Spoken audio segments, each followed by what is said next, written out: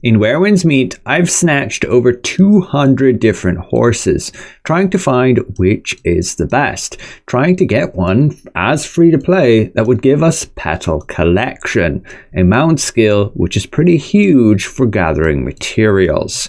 Looking online through multiple different websites, I found one that might possibly have it, the Jet Black Steed. If you're not aware, the mount we know that guarantees to give that is the Spirited Cursor, giving the ability every 9 seconds to gather all herbs within about 40 meters of you. But this costs nearly 1,300 pearls, which you can only obtain with real world money, costing about 25 quid. So I was delighted to see that potentially a standard mount would have the perk, but unfortunately, after snatching over again 200 different mounts, I got 8 of these Jet Black Steeds. And we can see all of the perks that it's actually giving us. And it's not giving the premium perks as listed in the wiki. You can see a full list of the different perks. And these top 7 of them all just come from premium mounts, meaning you have to purchase them with pearls, with real world money. So we're left just with these 9 different bonuses that you can get on all your other mounts, which does not include Petals Collection. And I can confirm 8 Jet Black Steeds and none of those premium perks. So either they've changed it for the global launch that we cannot get this mount with these perks versus the Chinese server, or this is just entirely misinformation. The other types of purple mounts here also do not give any of these premium mount bonuses. And do note, if you're looking for a mount that is purple, you just have to look for the ones that are a solid color with no extra markings.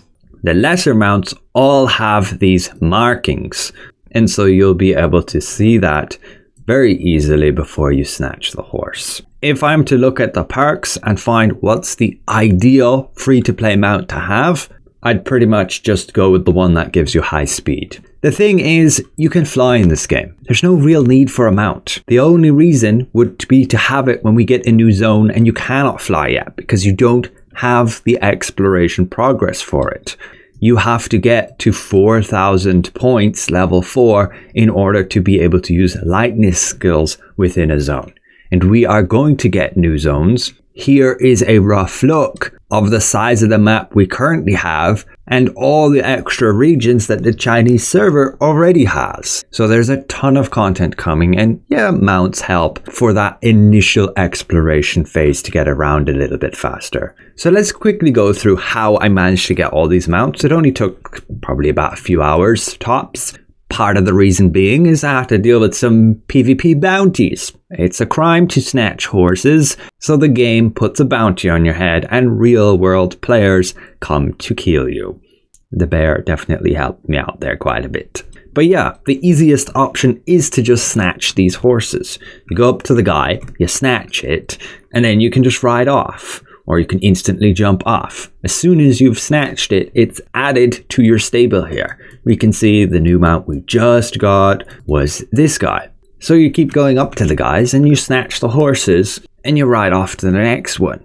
And the area that these horses spawn in is just here, the starting area. Again, you could just go for the horses that have one color, that don't have any markings. As you know, those are the higher quality horses. And yes, if you snatch too many, you get the PvE Bounty like this. And while you're on the horse, you can just ride away. You will not be able to get back onto the horse if you go off it while you're within those bounty areas. And you can see we get far enough away and the bounty will just end like that.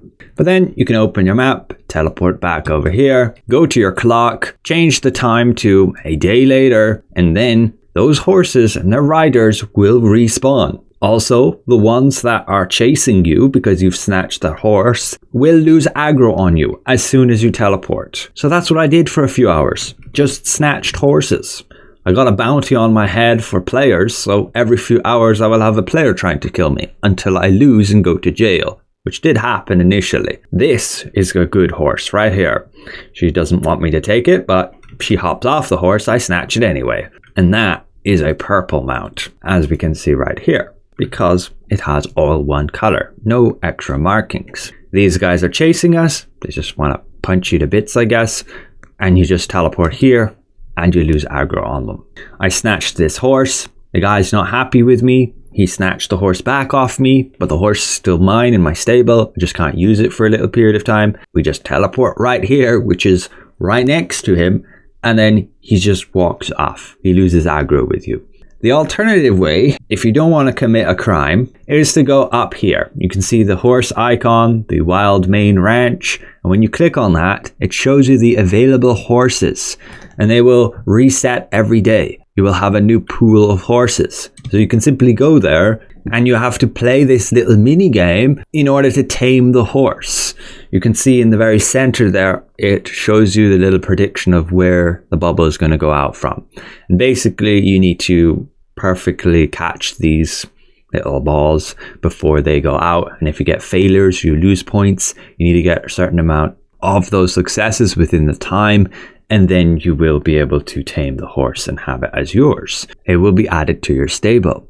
But yeah, this method is really slow and kind of annoying with the minigame. It's super easy to just go here, set the time to a day later, and just snatch these guys' horses. But yeah, it's a crime. These guys will report you, and you may end up in jail as a result. But you can't just bribe this guy to let you go. My bribe costs like nothing, and you're set free. And that was when I got caught off guard, didn't even realize I had a bounty on my head, and I literally just let the guy kill me. I have another player bounty on my head. What I can do, if I don't want to end up going to jail and paying another bribe, suffering the humiliation from it, you can get creative with building things, or just go in the bathhouse here. They can't do anything while you sit here. So that's what I've been doing when I log off. So that when I log back in, I'm going to have a bounty on my head immediately, and there's going to be a player who spawns in.